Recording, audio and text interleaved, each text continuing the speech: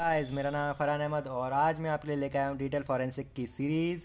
सो ये आज हम सीखेंगे डिजिटल फॉरेंसिक के बारे में। थोड़ा थ्योरी पार्ट है। Let's start. डिजिटल फॉरेंसिक होता क्या है? डिजिटल फॉरेंसिक क्या है? एक फॉरेंसिक साइंस की एक ब्रांच है जिसमें डिजिटल गैजेट्स के बारे में, उनके जो डेटा होता है जो हम एक्सट्रैक्ट करते हैं जब हमें कोई जो क्राइम हो जाता है क्राइम सीन पे, तो हम जो डेटा हम जो डिवाइसेस हम ले वहाँ पे होते हैं क्राइम सीन पे, तो हम उनमें से कुछ हम उसमें उनमें से हम डेटा ले लेते हैं। तो वो हमारा क्या है, वो एक सबूत है। जैसे हम जो जैसे क्राइम होता है कहीं पे, तो हम वहाँ पे जाके फॉरेंसिक वाले क्या करते हैं, जो क्राइम सीन पे जो भी होता है चीज़ें उनको लेते हैं, उनको प्रिजर्व कर लेते हैं, रख लेते हैं। ठीक है, और उनको बाद में सबूत के तौर पे पेश करते हैं कि भाई ऐसा ऐसा हुआ होगा। ऐसे ही देखो, हर आजकल हर क्राइम में डिजिटल गैजेट्स का यूज़ होता है। तो क्या है, डिजिटल फॉरेंसिक की आप आज मांग भी बढ़ी है और हमें इसको सीखना भी चाहिए। ठीक है, तो सीखते हैं। तो हम जो डेफिनेशन है तो उसको पढ़ते हैं जरा।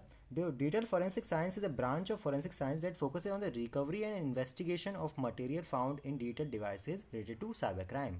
देखो क्या बोला कि भाई recovery and investigation of the material found in digital devices, मतलब रिकवरी कैसे क्या होता है कई बार कि जो डिजिटल डिवाइस हैं जो साइबर क्राइम में मिले वो कई बार अच्छे हाथ में नहीं होते, कुछ टूटे होते हैं, कुछ ख़राब हालत में। क्या करते हैं कि जो क्रिमिनल्स होते हैं उनको तोड़ देते हैं जिससे वो जो उनके बारे में जो सबूत हैं वो इकट्ठा ना हो पाएँ। लेकिन ऐसा नहीं है, डिजिटल फॉरेंसिक की हेल्प से हम उन डाटा को भी रिकवर कर सकते हैं। तो आगे बढ़ते हैं। देखो, it refers to a set of methodological procedures and techniques that help identify, gather, preserve, extract, interpret, document, and present evidence from computing equipment such that any discovered evidence is acceptable during a legal and or administrative proceeding. मतलब क्या, देखो भाई, digital forensic का केवल ये नहीं है कि भाई जो डाटा है उसको ले लिया बस उसमें हो गया, उसको डाटा रिकवर कर लिया। नहीं, इसमें ये भी है कि भाई जो डाटा लिया है उसको भाई हमें इंटरप्रेट भी करना है कि भाई ये डाटा क्या कहता है। ठीक है, और हमें उस हर चीज़ को डॉक्यूमेंट करके रखना है, और जो हमें जो एविडेंस मिला है उसको भाई प्रिजर्व करके भी रखना है कि बाद में हमें उसको वेरीफाई करना पड़ेगा कि भाई हमारी जो एनालिसिस है वो बिल्कुल सही है और एक्यूरेट है। सो इन सब चीज़ों को हमें ध्यान रखना पड़ता है। सो आगे हम देखते हैं इसके ऑब्जेक्टिव ऑफ साइबर फॉरेंसिक क्या क्या होते हैं, तो हम उनके बारे में देखते हैं। तो सबसे पहला ऑब्जेक्टिव क्या है कि gather evidence of cyber crimes in a forensically sound manner. तो फॉरेंसिकली साउंड मैनर मतलब एविडेंस को फॉरेंसिक साउंड मैनर का मतलब क्या है कि भाई जैसे क्या होता है कि हम गए साइबर क्राइम पे, हमें एक कोई लैपटॉप मिला या कोई कुछ चीज़ मिली, तो हमें क्या है कि ऐसा नहीं है कि भाई हम गए और उसको चालू करने बैठ गए। नहीं, उस पर हमें कुछ उसको हमें कुछ कोई प्रोसेस नहीं करनी है, उसके साथ हमें कोई छेड़छाड़ी नहीं करनी है। क्योंकि उससे क्या हो सकता है कि हमारे जो एविडेंस है वो थोड़ा अल्टर हो सकते हैं, उनमें जो लॉक्स हैं वो थोड़े मतलब बदलाव आ सकते हैं, तो वो क्या है बाद में कोर्ट ऑफ लॉ में वो मतलब मान्य नहीं होते। ठीक है, तो हमें कोई उसके संग छेड़छाड़ी नहीं करनी है, बिल्कुल साउंड मैनर में, मतलब बिल्कुल जैसा है जैसा कि जैसा ही हमें उसको प्रिजर्व करना है।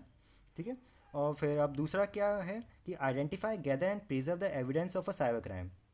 कि भाई ऐसा नहीं है कुछ भी उठा लाओ, कि भाई जो चीज़ है वो उसको ही हमें गैदर करना है, आइडेंटिफाई करना है कि भाई ये चीज़ यूज़ हो सकती है। ऐसा नहीं है कि कुछ भी मिला तो हम कोई गैजेट हम छोड़ भी आए, तो लेकिन ऐसा नहीं है, हर गैजेट से कुछ ना कुछ हमें मिल सकता है। तो हम उसको आइडेंटिफाई करना है, एविडेंस को उसको गैदर करना है और उसको अच्छे से प्रिजर्व करके रखना है कि उसको कोई छेड़छाड़ी ना करे। ठीक है, तीसरा क्या है, protect the organisation from similar incidents in the future. देखो भाई कि किसी ऑर्गेनाइजेशन के साथ कोई साइबर क्राइम होता है तो हमें क्या, जो फॉरेंसिक का ऑब्जेक्टिव क्या है कि भाई अभी हुआ चलो ठीक है, लेकिन अभी फ्यूचर में नहीं हो तो उसके लिए हमें आगे की तैयारी करके मतलब क्या करना चाहिए, तो हमें उसका भी मतलब पता होना चाहिए। ठीक है, अब क्या करता है, minimise the tangible and intangible losses to the organisation.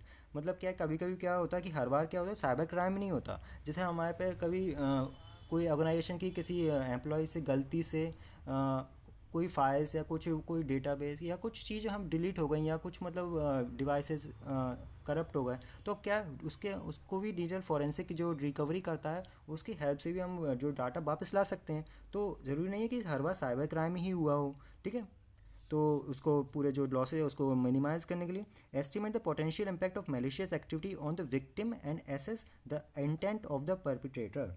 देखो क्या होता है कि जो अब साइबर क्राइम हो गया जैसे मानो, तो अब क्या कि उसको जो जितना जो इम्पैक्ट हुआ है उस ऑर्गेनाइजेशन पे, तो हम उसको जो विक्टिम है या ऑर्गेनाइजेशन है, तो उस जो पोटेंशियल इम्पैक्ट मतलब कितना क्या इम्पैक्ट हुआ है उस ऑर्गेनाइजेशन को, कितना लॉस हुआ है, तो वो हमें एस्टिमेट करना या हो सकता है आगे फ्यूचर में, ठीक है।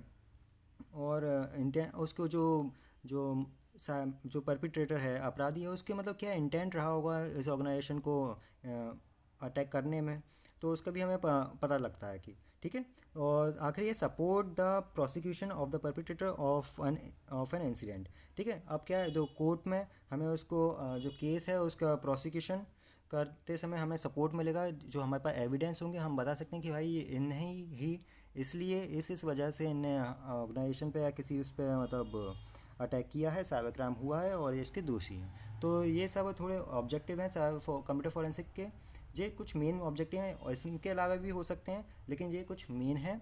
सो होप ये वीडियो अच्छी लगी हो, आगे भी हम ऐसी वीडियो मैं लाता रहूँगा, और अच्छी लगी हो तो like, subscribe and share. Thank you.